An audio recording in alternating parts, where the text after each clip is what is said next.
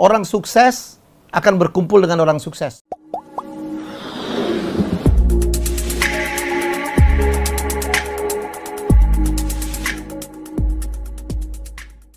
Jadi sebenarnya gini, ini sebenarnya rahasia hidup. Ya, Anda boleh cocokkan ya kebenaran dari cerita ini. Jadi ada pepatah Cina yang mengatakan seperti ini dalam bahasa Inggris, the bird of the same feather flock together. Artinya apa dalam bahasa Indonesia? Sekali lagi, the bird of the same feather flock together. Jadi burung-burung yang sejenis akan hinggap di dahan yang sama. Burung-burung yang sejenis akan hinggap di dahan yang sama. Kalau kita perhatikan betul sekali ya, ada satu dahan pohon itu tidak pernah ada burung berjenis-jenis. Ada burung gereja, ada burung perkutut, ada burung nuri, ada burung merpati. No, nggak pernah. Ya, burung kuntul dia di sawah akan berkumpul dengan sesama kuntul. Ya, burung gereja akan berkumpul bersama-sama burung gereja yang lain. Burung gagak begitu. Ada burung yang memang terbang kemana-mana bersama-sama, migrasi. Ada yang membentuk formasi V. Dan nggak ada tuh penyelusup di situ, nggak ada. Apa yang ingin saya ceritakan di sini, manusia juga begitu.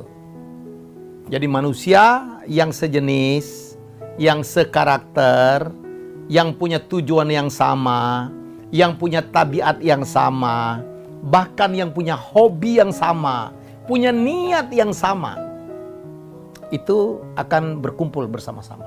Percayalah itu. Ya, jadi nggak pernah tuh kita ada satu pertemanan gitu yang bermacam-macam tujuan, bermacam-macam karakter. Enggak. Ya, orang yang sama-sama suka dansa akan bertemu akrab sekali dengan orang yang sama-sama tukang dansa. Yang sama-sama suka nyanyi, mereka barangkali rutin tuh punya grup karaoke. Yang sama-sama suka mancing akan juga terkumpul dengan orang-orang yang sama-sama tukang mancing. Tukang minum ketemu juga dengan orang-orang sama tukang minum. Tidak mungkin mereka lagi minum ada orang yang tidak suka minum di situ. Kalaupun datang paling sekali aja. Itu baru hobi loh. Karakter juga begitu. Ya, orang yang suka menolong orang lain akan berkumpul dia nyaman sekali dengan orang yang suka menolong orang lain. Mereka bikin kegiatan sosial, rutin membantu yatim piatu, rutin sekarang memberikan sumbangan. Ya, Anda perhatikan itu. Orang yang senang dengan kegiatan atau kegiatan keagamaan, dia bikin pengajian, dia bikin persekutuan doa. Mereka berkumpul di situ. Ya, ekstrim saya katakan. Orang baik akan berkumpul dengan orang baik. Orang jahat akan berkumpul juga dengan orang jahat. Kadang nggak mungkin tuh ada sekumpulan orang yang kadang-kadang melakukan kejahatan gitu. Berkumpul dengan orang yang anti kejahatan. Berantem dong. Ya, begitu juga orang baik. Ya, misalnya ini adalah orang yang selalu menebar kebaikan, melakukan kebaikan. Di situ ada orang, kita ini yuk jahil gitu. Menjahilin, nggak mau. Dia dimarahin. Dia dimusuhin, nggak dibawa lah gitu. Jadi ini ilmu hidup tuh. Ya, saya hanya ingin mengatakan, ya, kalau kita tahu bahwa burung yang sama akan hinggap di dahan yang sama. Orang yang sama akan berkumpul di kelompok yang sama. Sebenarnya ini bisa kita balik. Ya. Sebelum saya menyampaikan sesuatu, saya ingin mengatakan kepada Anda, orang sukses akan berkumpul dengan orang sukses, percayalah. Orang yang loser, pecundang akan berkumpul dengan orang pecundang juga. Barangkali Anda pernah ya? Barangkali merasakan patah hati, ditolak oleh kekasih Anda. Anda kan nyaman betul ya? Nyaman betul gitu bertemu dengan orang yang ditolak juga. Saya pernah tuh waktu SMA, kelas 2 SMA, tiba-tiba kita naksir banyak sekali, tiba-tiba semua jatuh cinta karena baru puber gitu. Dan ditolak semua. Wah, itu nyaman banget tuh. Dinikmatin gitu, sama-sama galau gitu. Wah, nyanyi lagunya waktu itu zaman saya ada lagu apa kembar grup namanya Frustrasi. Cinta itu seperti kupu. Waduh, itu lagu patah hati tuh. Anda lihat sekarang tuh, anak-anak sekarang, orang-orang galau ketemu dengan orang galau. Wah, waduh, gue lagi ditolak nih. Iya, gue juga nyambung gitu. Wah, meratap-ratap gitu, nyaman betul. Ya, Anda lihat itu. Jadi, mengetahui itu, Anda kalau mau sukses, masuklah ke kelompok orang-orang sukses. Orang-orang yang pikirannya positif. Jangan yang sebaliknya. Ya. Sehingga kalau Anda gagal di kumpulan positif, tenang aja.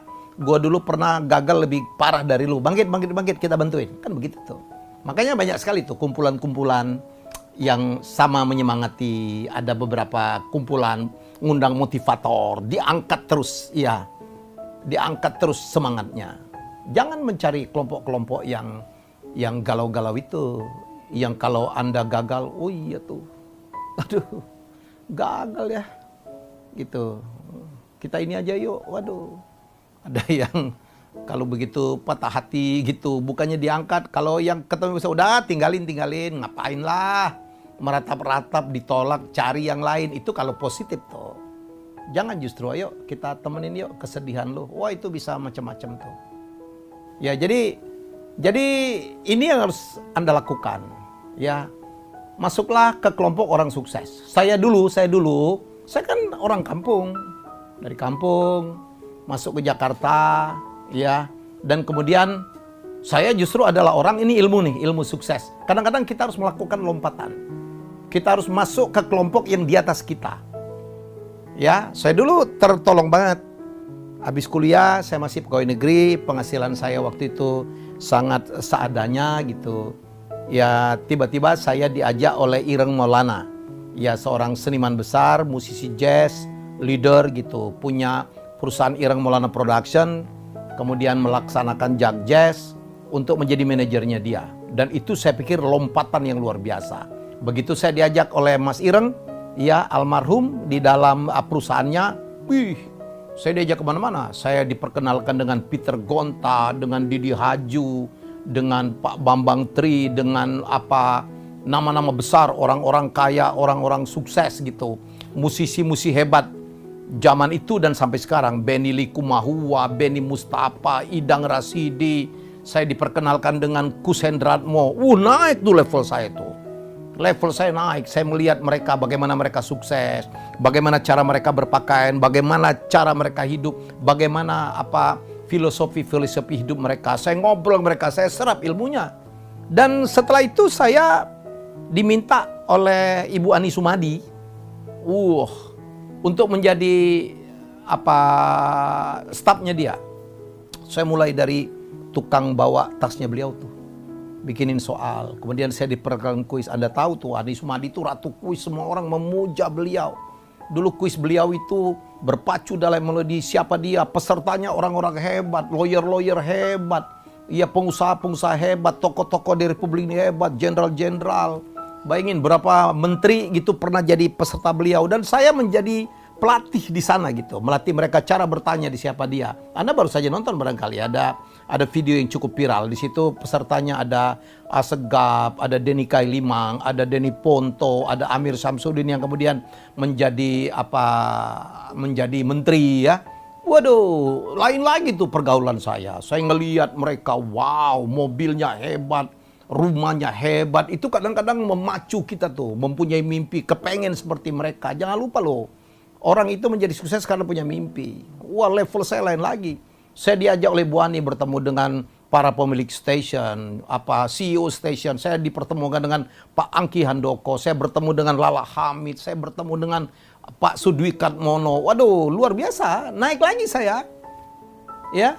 Dan berikutnya dari Ani Sumadi, saya keluar dan saya diajak oleh Mendiang Lim Xiaobok. Wah, seorang pengusaha ya, keturunan dari dari Tionghoa gitu. Nah, saya masuk lagi di dunia yang lain tuh. Ya, saya diperkenalkan oleh pengusaha-pengusaha dengan konglomerat, dengan Pak Henry Pribadi, dengan pemilik Astra, dengan luar biasa, dengan banker-banker. Dan kemudian di situ juga saya dengan Pak Siobok, saya kepengen banget dulu jadi pelelang lukisan gitu. Ya, saya diajak Pak Siobok itu sampai belajar kemana-mana, ke Singapura, ke Hong Kong untuk menjadi auctioneer. Dan saya pernah menjadi auctioneer loh, pelelang lukisan. Dan Anda tahu, setiap kali saya menjadi pelelang lukisan yang datang itu seluruhnya konglomerat. Bayangkan ada lukisan 1 miliar, mereka ngangkatnya begini doang. Wah, naik lagi tuh level saya. Ya, saya bergaul dengan mereka. Mereka ngajak saya ngobrol, mereka ngajak saya makan malam gitu.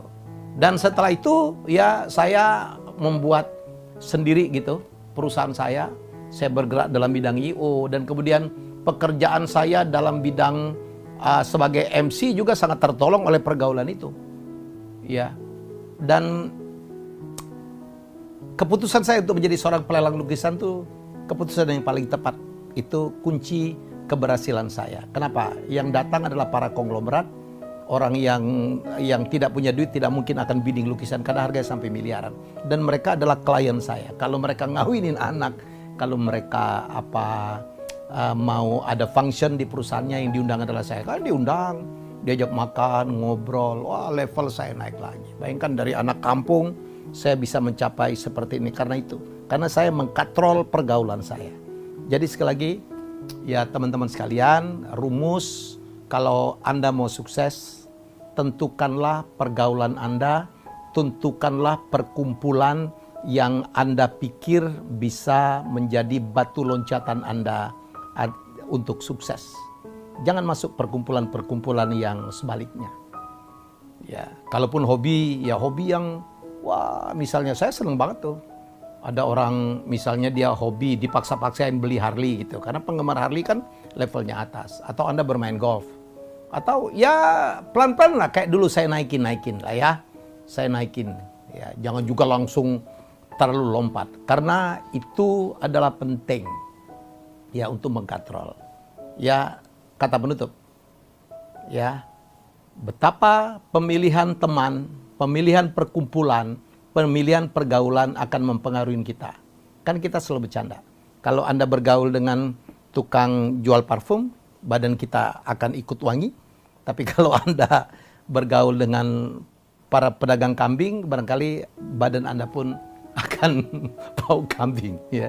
Jadi semoga Anda paham dengan yang ingin saya sampaikan. Baik, ini salah satu tips sukses yang saya sangat lakukan. Ingat, burung yang sama akan hinggap di dan yang sama.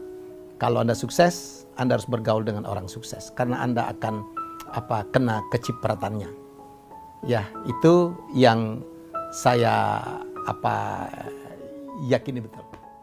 Jangan buang-buang waktu.